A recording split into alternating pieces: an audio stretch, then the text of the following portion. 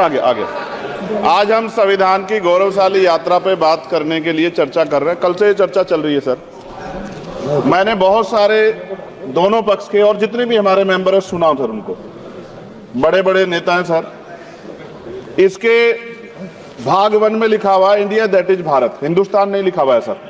लेकिन सारे नेता संविधान पे चर्चा कर रहे हैं लेकिन हिंदुस्तान ही कहेंगे, भारत कहने की हिम्मत नहीं जुटा पा रहे। ये बड़ा सवाल है सर कि क्या संविधान के हिसाब से बात रखी जा रही है। मैं धन्यवाद दूंगा फूले साहब बाबा साहब अम्बेडकर को और मेरे नेता मान्यवर साहब श्री काशीराम को।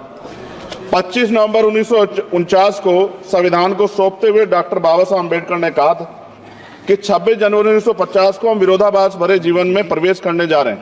राजनीतिक जीवन में तो हमारे पास समानता होगी, लेकिन सामाजिक और आर्थिक जीवन में असमानता होगी। क्या ये चुनौती आज 75 साल बाद दूर हुई है? भारत ने 26 जनवरी 1950 को संविधान लागू होने के साथ खुद को एक संप्रभु लोकतांत्रिक और गणतांत्रिक राज्य होने का ऐलान किया। लेकिन सर उस समय संविधान की स्थिति ये थी कि जैसे गांव का कोई आदमी, मैं 50 की बात कर रहा हूं, वो 50 साल पहले शहर में आ जाता और बड़े लोगों की महफिल में चला जाता, उस जहां वो खाना खा रहे हो, और वो टेबल पे नैपकिन को खा के जो है ये कहता कि ये तो फीका, क्योंकि वो जानता ही नहीं था, वो समझता नहीं था संविधान को, संविधान है क्या। संविधान उसके लिए महज दस्तावेज था। ये जिम्मेदारी थी राजनीतिक दलों पे कि वो संविधान को व्यवहार में लेके आते। और इसके इतने सारे आर्टिकल हैं, अगर इनको व्यवहार में लाया जाता तो मुझे लगता कि आज देश बहुत बदल गया होता। बाबा साहब ने कहा था कि लोकतंत्र भारतीय भूमि का केवल ऊपरी पोशाक है, उनके अनुसार यहाँ की संस्कृति अनिवार्य तौर पर लोकतांत्रिक है। भारत जैसे गरीब और गैर बराबरी वाले देश में संविधान के जरिए छुआछूत खत्म करना, वंचितों के लिए सकारात्मक उपाय करना, सभी वयस्कों के लिए मतदान का अधिकार देना और सबके लिए सम्मान अधिकार तय करना, ये बहुत बड़ी उपलब्धि थी सर। ये संविधान है कि आप वहां बैठे हैं और मैं यहाँ खड़ा होकर अपनी बात रख रहा हूं, और इस देश में आदिवासी महिला के तौर पे जो है राष्ट्रपति बनी है, और प्राइम मिनिस्टर तो नहीं बना, लेकिन शेड्यूल कास्ट के बड़े नेताओं को भी जो है राष्ट्रपति बनने का मौका मिला। इस संविधान की देन, अगर वोट हम पे नहीं होता तो शायद अमीर और जो राजा महाराजा खुद को मानते हैं हमारी गलियों तक नहीं आ पाते, हमारे हाल नहीं जान पाते। आजादी का मतलब सर सिर्फ अधिकार पाना भर नहीं है, इसके लिए हमारे संविधान में सरकार और नागरिकों के अधिकारों के शासन के कर्तव्यों का विस्तार से उल्लेख किया गया है।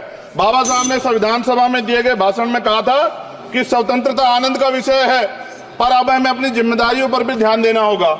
संविधान ने सुनिश्चित किया कि रानी के पेट से राजा जन्म नहीं लेगा, वोट से नेता तैयार होगा।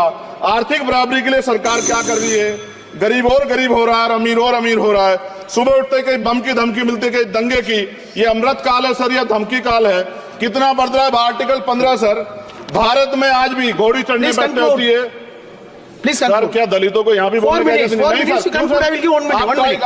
सर? अगर सबको 4 मिनट दे दो, ये भेदभाव नहीं चलेगा दलितों के साथ। Time is 4 minute, don't waste. भाई सर आप चेक करो, अगर सबको 4 मिनट दिए तो आप मना करो, मैं बंद कर देता हूँ इसको। क्या दलितों को सबसे आखिरी में नंबर मिलेगा और बोलने का मौका मिलेगा? क्या मजाक कर रहे हैं सर आप? नो, ये all independent people are having only 4 minutes. You take sir, independent में अपनी पार्टी का मेंबर हूँ सर, और जीत के आया हूँ सर, किसी की दया में नहीं आया। Take 1 minute and finish sir. कल भी बोले तो एक दलीय पार्टी के लोग, आप मौका दो सर। मूछे रखने पर हत्या होती है, महिलाओं पे, छोटे मासूम बच्चों पर रेप हिंसा होती है। एनसीआरबी का डाटा देकर डर लगेगा। यही 1 किलोमीटर में संविधान को जला गया, और महाराष्ट्र के परभनी में अभी भी संविधान को नष्ट किया गया, उसकी कॉपी को।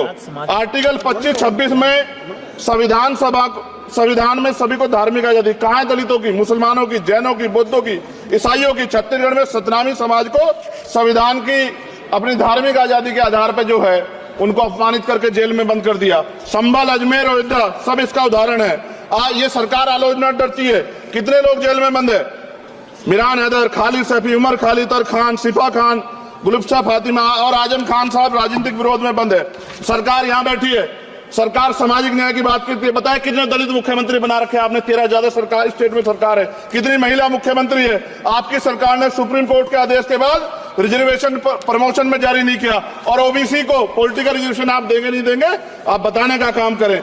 मैं 75 साल की गौरव यात्रा में हम एक सभ्य समाज नहीं बना पाए, इसलिए जाति आधार पर SC ST OBC के बच्चों को प्राइमरी स्कूल से लेकर उच्च संस्थानों में भेदभाव किया जाता है। सरकार निरंकुश हो गई, कोई बुलडोजर से कार्रवाई करता है। कल मंत्री जी ने कहा हमने राष्ट्रीय पिछड़ा वर्ग आयोग बनाया, 69 शिक्षक भर्ती में उसकी सिफारिशों को नहीं माना। EWS के जरिए आपने संविधान पे आरक्षण के प्रावधान पे हमला किया। 1 मिनट में खत्म कर रहा हूं सर। संविधान सर न्यायपालिका में आर्टिकल 124 ये कहता है सर, ये अधिकार जो है सुंदर sir ji please conclude sir, 1 minute में प्लीज संविधान में न्यायाधीशों की नियुक्ति का अधिकार राष्ट्रपति के द्वारा होना चाहिए, अभी तक नहीं हो रही है। All India judicial service commission कब बनेगा? क्या चंद परिवार ही सर जज बन सकते हैं? और आज हम सर, मैं सरकार से सवाल पूछना चाहता हूं सर, सेवाओं में SC ST OBC वर्ग का कितना प्रतिनिधित्व है? भारत सरकार के मंत्रालयों के अधीन PSU में, बैंकों, बीमा कंपनियों में और स्वशासी संस्थानों में आउटसोर्स तथा कॉन्ट्रैक्ट पर वर्तमान कार्यरत कर्मचारी कुल कितनी संख्या है? आउटसोर्स और कॉन्ट्रैक्ट में कार्यबल SC ST OBC कितना प्रतिशत है? निजी क्षेत्रों में कार्यरत कर्मचारी उनके SC ST OBC की वर्ग लाभ। सर खत्म कर, लास्ट पॉइंट सर।